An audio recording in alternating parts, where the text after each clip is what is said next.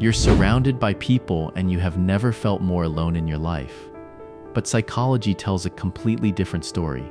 There are 6 psychological traits that explain why people who feel lonely in crowds aren't missing connection. They're missing depth. And every one of these traits reveals something about how your brain was built that most people never understand about themselves. Trait 1. Your brain registers shallow conversation as noise, not connection.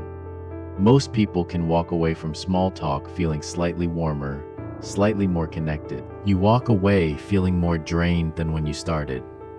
This isn't introversion. This isn't social anxiety. This is a nervous system that has a specific threshold for what registers as real human contact, and small talk doesn't cross it. Neuroscience calls this depth processing. Your brain doesn't just listen to words. It scans for meaning, for emotional truth, for the thing underneath what someone is saying. And when that depth isn't there, your brain doesn't file the interaction as connection. It files it as background noise. You can spend 3 hours at a party, speak to 20 people, laugh at the right moments, and come home feeling like you haven't talked to a single person all night. Because by your nervous system standards, you haven't. Not really. The people who feel most chronically lonely are often the ones surrounded by the most people, because quantity of contact has never been what their brain needed. It needed something the room couldn't give them. Trait 2. You need to be known, not just liked. There's a difference between being liked and being known. Most people move through life collecting the first and never noticing they don't have the second. You notice. Being liked means people enjoy your company. They laugh at what you say. They invite you to things. They'd describe you as a good person if someone asked. Being known means someone has seen the part of you that doesn't perform, the part that's uncertain, the part that contradicts itself, the part that holds things you've never said out loud to anyone, and still feels safe with that person holding it. Psychologists call this felt sense of being known. And research consistently shows it's the single most important factor in whether a person feels lonely. Not how many relationships they have, not how often they see people, whether anyone actually knows them. You don't just want company, you want someone who would recognize you, even if you stopped performing. And until that exists, no amount of social contact fills the gap. Because the gap isn't about people, it's about being seen. Trait 3. Your body registers loneliness before your mind does. You walk into a room and something shifts. Not a thought, a sensation, a slight hollowness in your chest. A feeling of being behind glass. The strange exhaustion of being physically present while something essential in you stays back, watching. This happens before you've spoken to anyone, before you've had a single bad interaction. Your nervous system has already run its scan and returned a result. Not here. This is called neuroception. Your nervous system's unconscious assessment of whether an environment is safe enough for genuine connection. And in people who need depth, this system is highly calibrated. It doesn't just detect physical threat.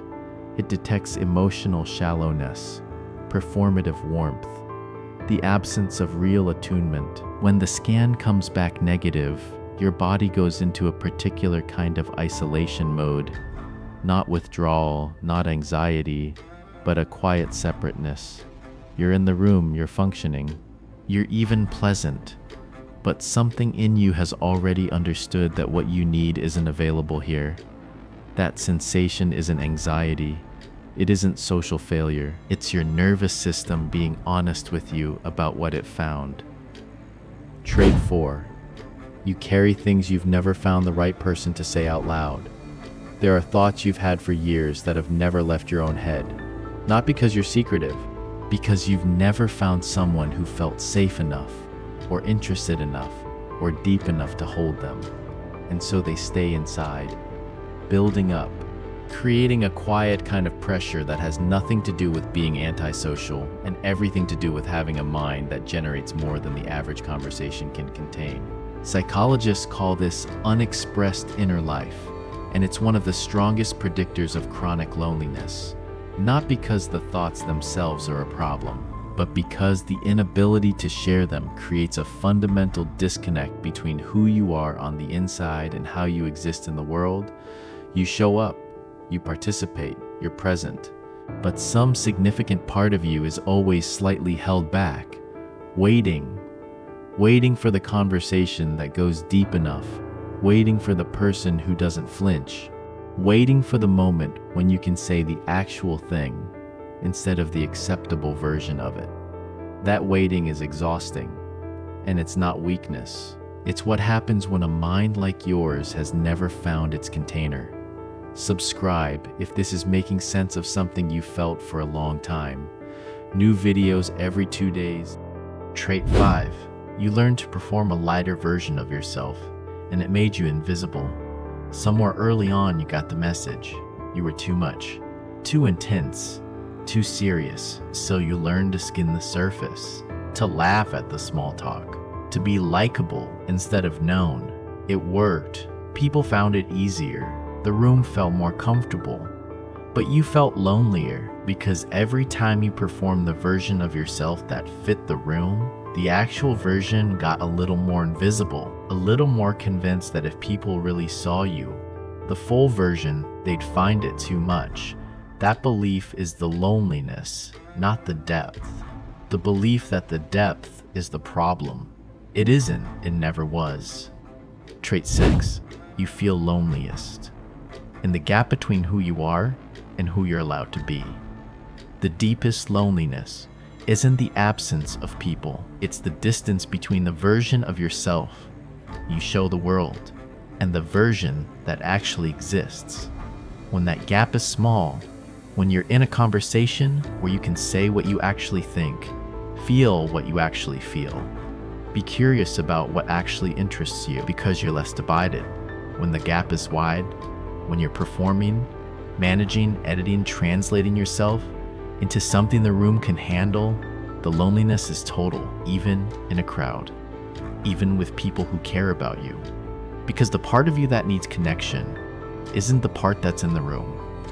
This is why some people feel most alive in a single real conversation and completely hollow after a week of social events. The volume of contact isn't the variable, the size of the gap is. You don't need more people, you need less distance between who you are and who you're allowed to be in the room you're in. You were never broken. You were never too much. You were built for a kind of connection that most environments never offered you, and you spent years mistaking that absence for something wrong with yourself. Nothing is wrong with you. Your brain needs depth. It needs to be known. It needs to feel in the body before the mind catches up that someone is actually there. And until it finds that, it will keep telling you something is missing.